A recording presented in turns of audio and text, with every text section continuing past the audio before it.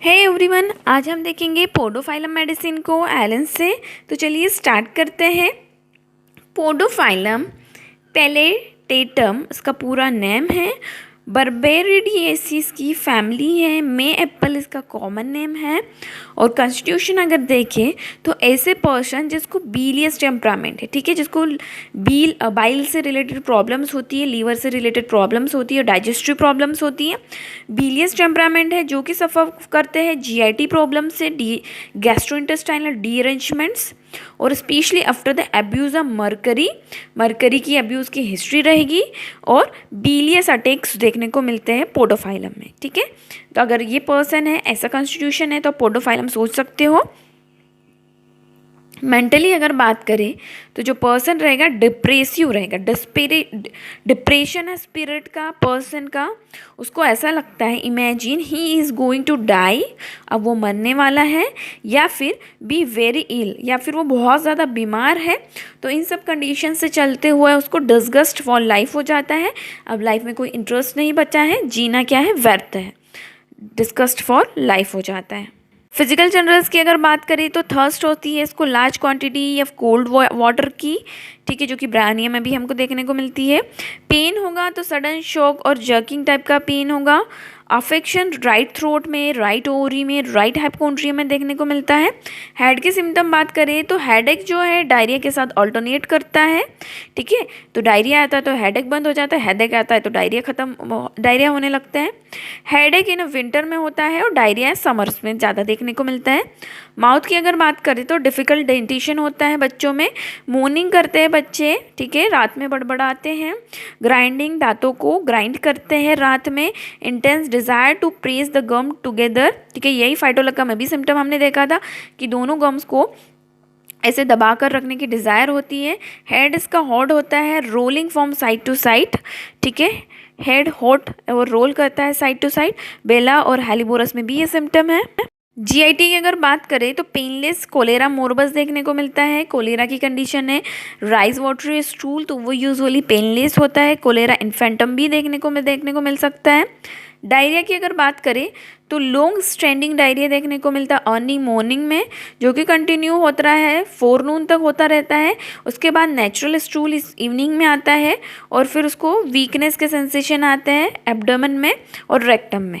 Diarrhoea जो होता है बच्चों में अगर हो रहा है तो टीथिंग के टाइम पे होगा, खाने के बाद होगा। जब भी जो पर्सन रहेगा वेल बाथ और वॉश्ड, जब भी वो नहाएगा या वॉश करेगा तो बच्चों को डायरिया होगा। जो dirty water soaking napkin throw, ठीक है, जो बच्चा नैपकिन पहना है, डर्टी वाटरी टाइप का डायरिया होगा जो कि पूरा नैपकिन को शॉक कर लेगा।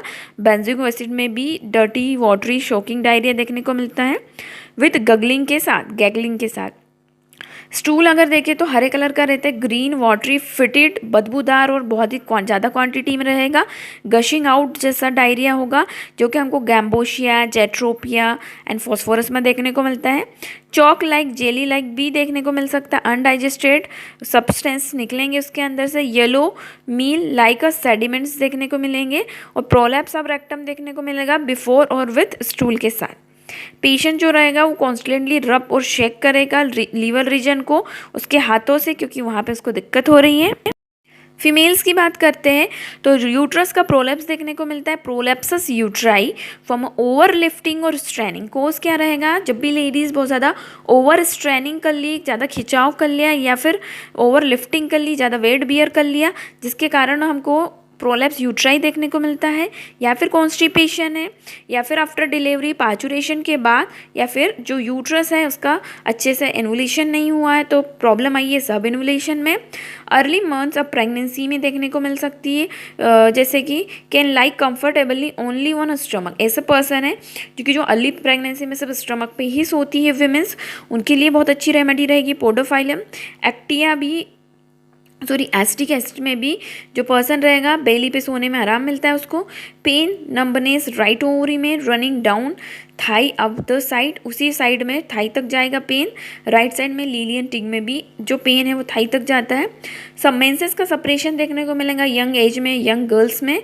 पल्स और ट्यूबरकुलिनम में भी हमको ये देखने को मिलता है सेपरेशन ऑफ मेंसेस। एक्सट्रीमिटीज़ में बहुत ज़्यादा क्रैम्पी पेन होता है, फिट्स में, काव्स में, थाइज में।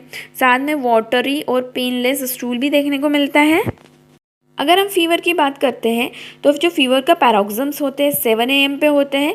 साथ में बहुत ज़्यादा ग्रेट लोकेसिटी देखने को मिलती है चिल स्टेज में और हीट स्टेज में।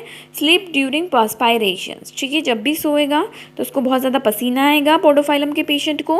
मोरलिटीज़ में एग्रावेशन हमको पता है अर्ली मॉर्निंग डायरिया होता है इसमें, तो अर्ली मॉर्निंग डायरिया में एलोए, नक्स वोमिका, सल्फर भी है। इन हॉट वेदर में एग्रावेशन है और डेंटिशन के टाइम पे एग्रावेशन है। इसका जो कंपैरिजन होता है aloe, chelidonium, collinsonia, lilium tig, merc, nux vomica और सल्फर से है। ये एंटीटोड कर देता है बैड इफेक्ट ऑफ मरकरी को। और आफ्टर इपिकॉप और नक्स वोमिका हम लोग गैस्ट्रिक अफेक्शन में दे सकते हैं। और कैलकेरिया और सल्फर के बाद हम लोग लीवर डिसीजेस में हम लोग पोडोफाइलम को दे सकते हैं। ये थी रेमेडी पोडो फ्रॉम एलन्स की नोट। आई होप आपके लिए लेक्चर हेल्पफुल है। Thank you for watching.